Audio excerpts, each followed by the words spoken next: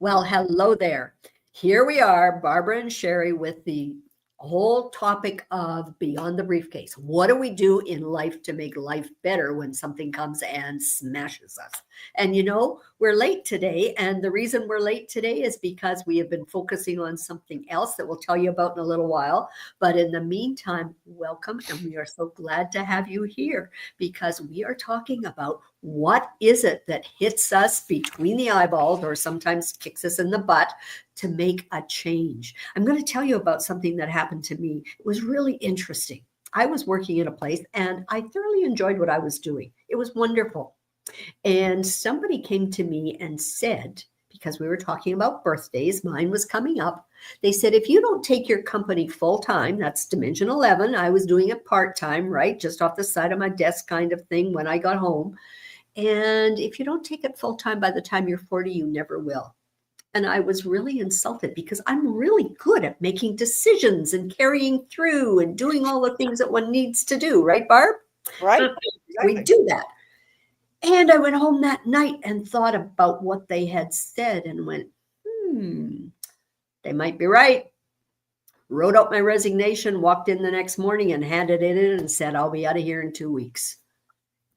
Hence, Dimension 11 full time since that day. But it was somebody saying something that made me look and go, ooh, maybe they're right. And so what's happened to you? Something's happened, right? Barb, right. What happened to you that made you decide whatever?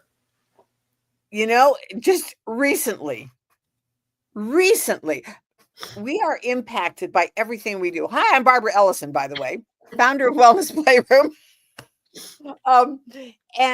But everything that we do, see, hear, read, all give us impact, can impact us in a way that makes us exactly what you just said, right. To stop, reevaluate, just gives us that one little degree of new direction. And one of the things that I'm going to read it to you, and I'm going to give the author, and it was from a book, and it's called The Lost Choice. And the author is Andy Andrews, and I'm going to read it to you because I have it up here on my screen that I'm reading it right now. And it's a fictional book, but it's built on, like so many things are built on timeless principles. Mm-hmm. And so the character is saying, and this in the book, they're talking about George Washington Carver. Okay, while ago. So, I mean, he lived back in the early 1900s, but he is famous for the fact that he saved the peanut farmers. Oh.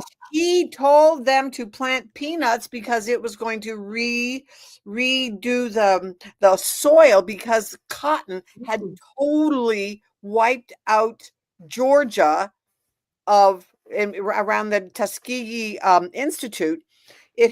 Cotton had totally wiped out the ground.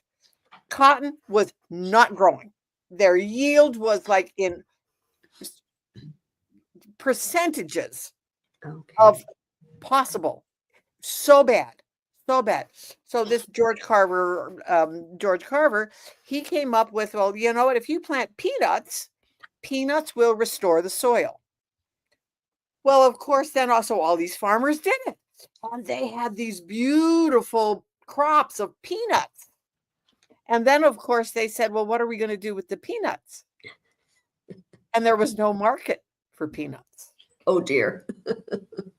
So then the president of the university, of the institute, comes and says, look, these people are not happy. They've got all these acres and acres and acres of peanuts and nothing to do with them. What are we going to do with them? Well, guess what? He was a plant guy. Within 10 days, he came up with hundreds of uses for peanuts. I mean, for me, I love peanut butter. But peanut oil and other things of peanuts are in absolutely so many things that research. It's fascinating to read all the things that came from George Washington Carver and him telling people to grow peanuts. It's amazing. And it saved the economy of the South because they switched from cotton to peanuts. Okay, so let's hear this article. But one of his philosophies was that my mission is to learn to do common things uncommonly well, and to use those skills and that knowledge to change the lives of those less fortunate than myself. That statement, and one of his other statements was that people decide to be a special person? Yes, they can. It's how you see yourself. And those two statements within this fictional book, but it was based on truth. It was based on his life. Wow. And it was like, oh, yike. That's to learn to do common things uncommonly well. Well, what do I know how to do well? And it was like, oh, well, I can share my skills, the things that I do well, to help other people to find out how to do that, which brings us to what you and I are so focused on, which is our people for people community. Totally. We want to teach people how to get visible. And one of the things that I share with people all the time, people buy services, products, I don't care what it is. I don't care whether you're a car salesman or a barber. Right. People buy from people that they know, like, and trust. Good sales. So how do we get people to know, like, and trust us? Well, we have to get visible about what we do. Why we do, who we are in ourselves, what we do, and why we do it. Good point. Well, that's where people for people comes in. We are a community that we are coming together to give everybody, no matter who you are, what you do, or where you live, to have visibility for what you do. Yeah. True. We have, like, for me, I'm a coach, but I'm also a brand partner for a wellness company. There are people, one of my new gals, she is a coach for marketing. She is so excited to be able to teach people how to market their products. Little things that you can do to get yourself out there to be more visible. But there's another part to this, Barb. Absolutely, which you can talk about. Because that's for the people who are business, right? Who are businesses. Exactly. But then there's another part to people for people where we are just building communities worldwide. So that people can help other people. You don't have to have a business. No. And so you're so right in terms of the business. It's being visible. But sometimes people like to be invisible, and that's okay too. Then you look at it from the perspective of how can I help others live the best lives they deserve to live and they choose to live. So yeah, both sides. Back to you, Barb. Right. And one of the things that I loved about it was our head honcho, Jennifer. She said, you know what? I don't care if you once a year, like every few months, you make honey and you want to sell your honey. You have to have somebody to sell it to. You're not a business, but you do have honey to sell for people around you. That's right. There's a place for everybody. There's a place for everybody. And that's why we are so excited about it. And we're going to grow worldwide. Exponentially and fast. It's amazing. I mean, how long have we been at this now? What, 2 weeks? And already.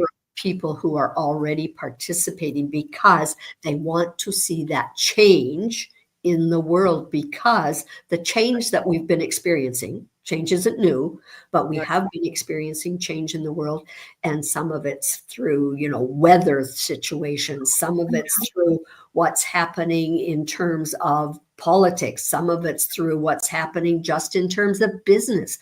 All of it. Yeah, everything is occurring.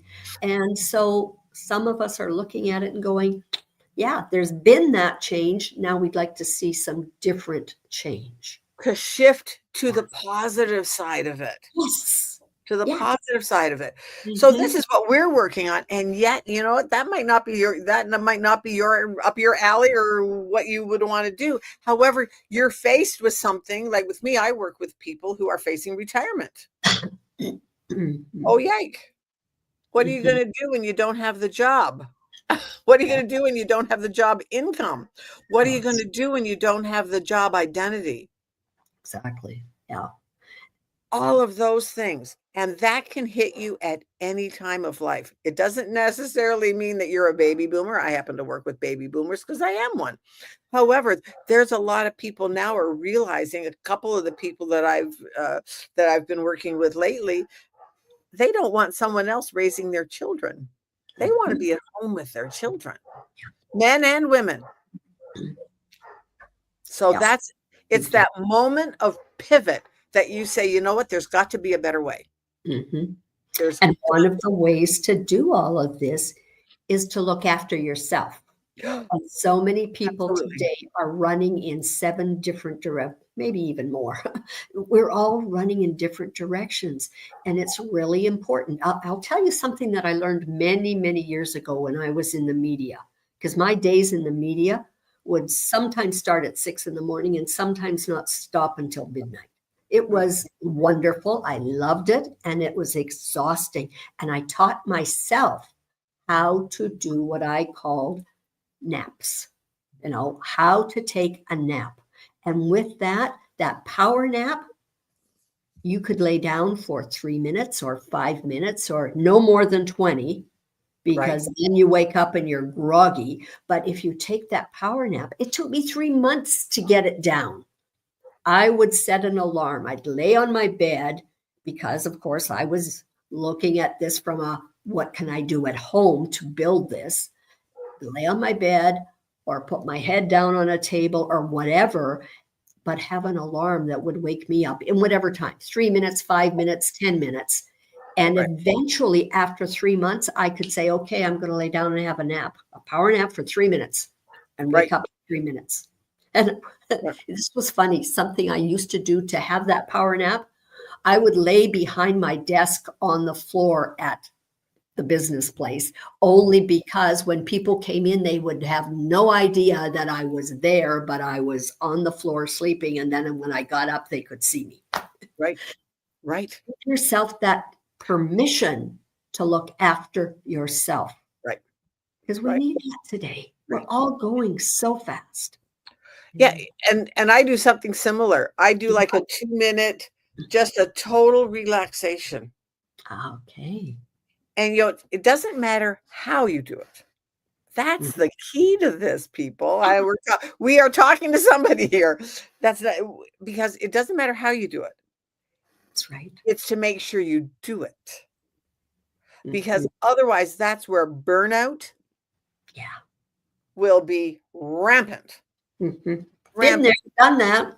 Been there, done that. And it's like people will say, oh, I've hit the wall. Well, yeah, because you've been running at it for 50 miles an hour and all of a sudden you hit the wall.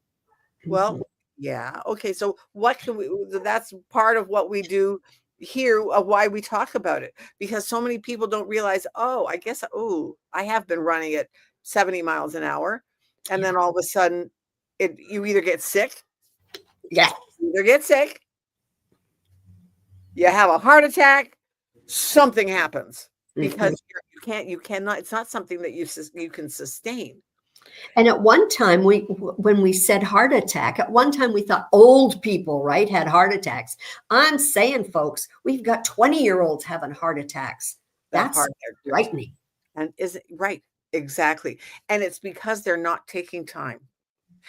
And part of it is, I truly believe anyways, is that because many people, I was one of them for so many years, I was living my life through someone else's lens, through somebody else's viewpoint. It wasn't what I wanted. It wasn't the who I wanted to be.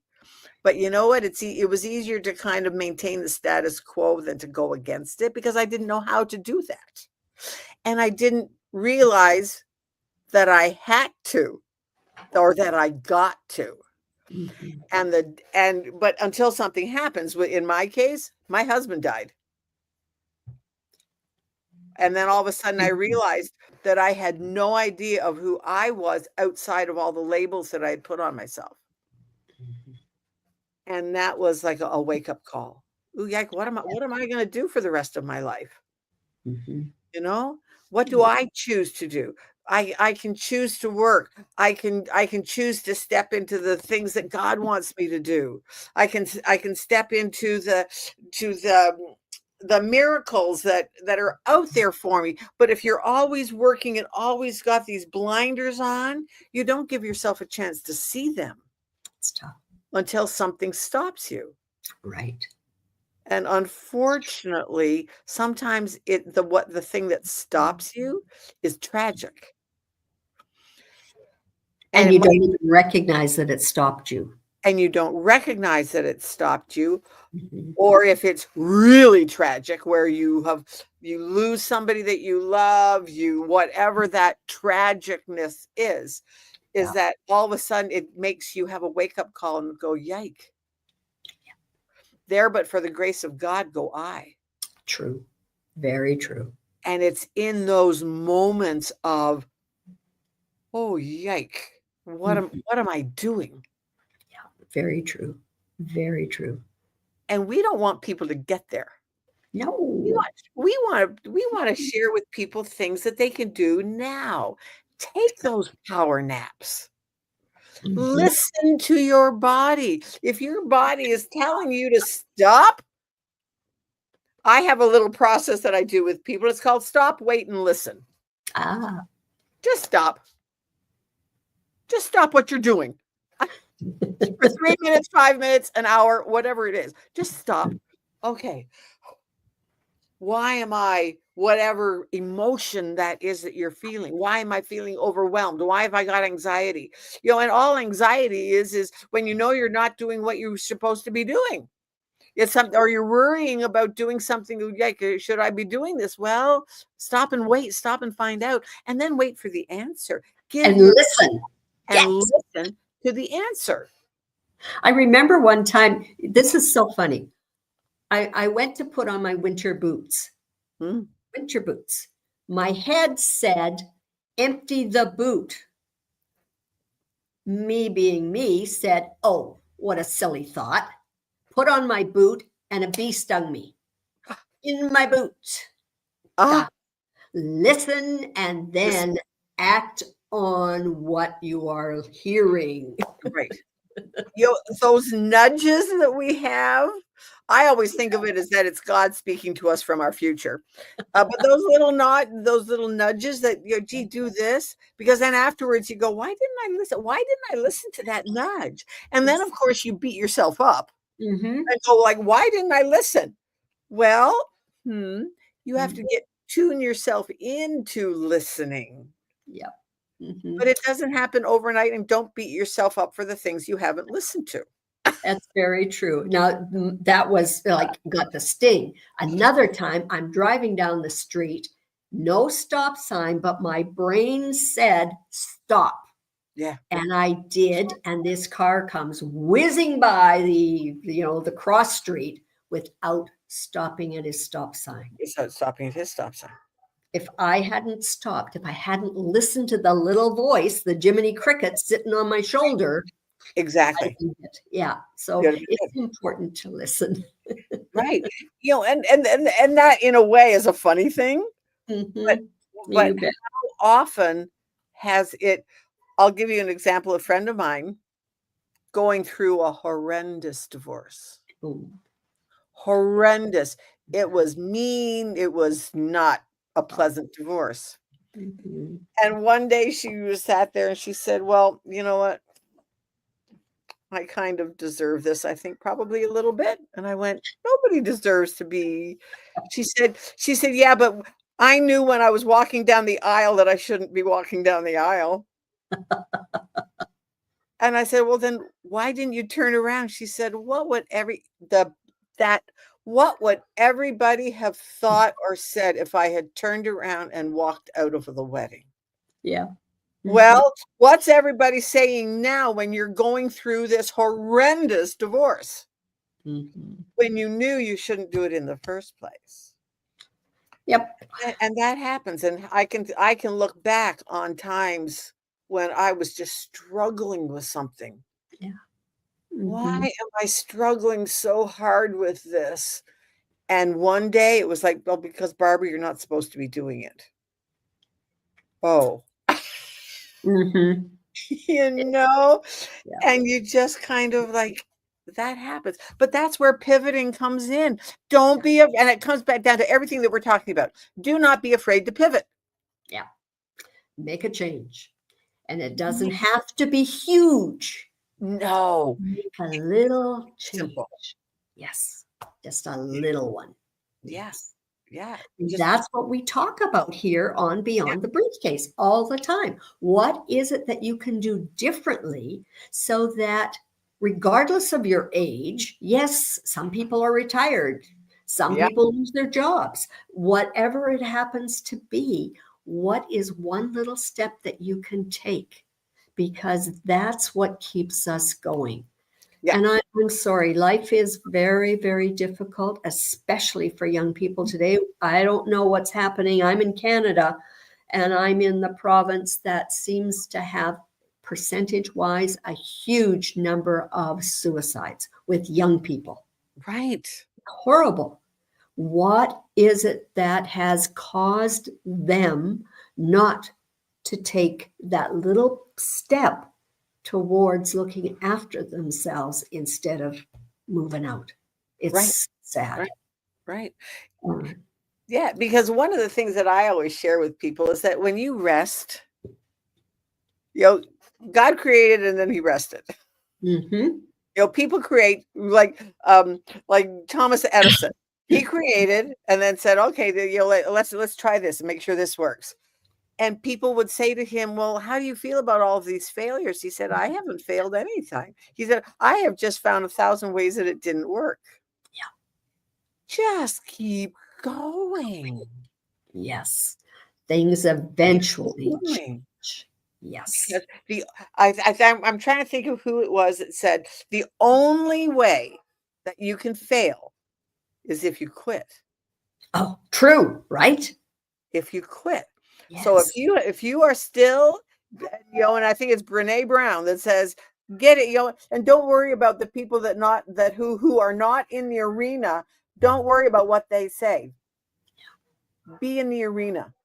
Yeah. Be working out there, because you know what? You never know.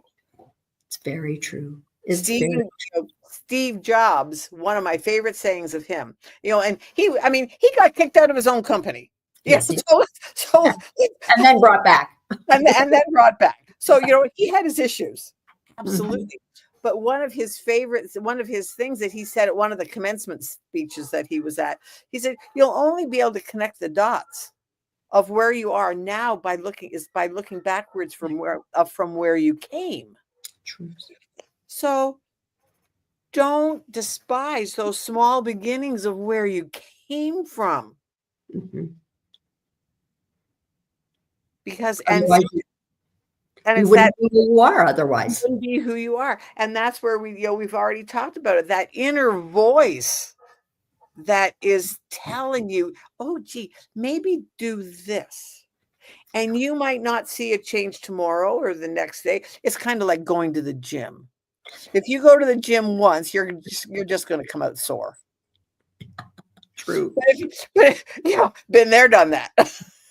But if you go to the gym consistently for 6 months, you're going to start showing muscle. If you go continuously for years, you're going to have a buff figure. True. Very true. And that's where so many people, they quit before they even make progress, because it's not about being perfect. It's just about making progress towards who you want to be and what you want to do in life. Well, and I always think of the adage of, life here isn't, it's not the end, right? This is just a place for us to be experimenting and enjoying and trying. Yep. And you can't enjoy it if you don't have those times when you make and go, oh, I'm going to do this instead of what I have been doing, and let's see what happens with it. You Right. know, all Right. the world is a stage. So Right. let's play on the stage and Right. enjoy every Exactly. moment of it. you And know? I think that's one of the big things is play on the stage. Yeah. Play on the stage. But okay, so Sherry, I'm going to brag on you for a minute. You are absolutely a leadership person. What do you think is the correlation between kids going into college with no idea of what they want to do? They kind of pick a major before they even know what they're good at. And then Right. all of a sudden now they're coming out of college, can't get a job, Mhm. and then wake up 10 years later, 12 years later, 15, 20 years later, going, what happened to my life? Yep. Hate what I'm doing. Don't want to do this. Mhm. It's really prevalent, unfortunately. And I know we talk a lot of that adage of, what's your passion and follow your passion. And maybe that's work, but it's not for everybody. Sometimes we have to put food on the table. Right. But find the place in your life where you can do your passion, whatever that happens to be, because that keeps us going. Even if it's a, 9 to 5 or whatever time job doing something else, find the place in your life where you love what you're doing. It might be reading, it might be cooking, it might be sports, it might be dancing. I don't know. And not everybody does those as a living. So find where you can. Enjoy every minute. Right. We deserve it. And so do you guys. Right. Yeah. Exactly. Mhm. And that's kind of what we want to talk about. Just put in these little micro things that you Right. want to do. The little things. It doesn't have to be huge. It doesn't have to be a huge thing. And it doesn't have to be a huge shift tomorrow. It's true. Mhm.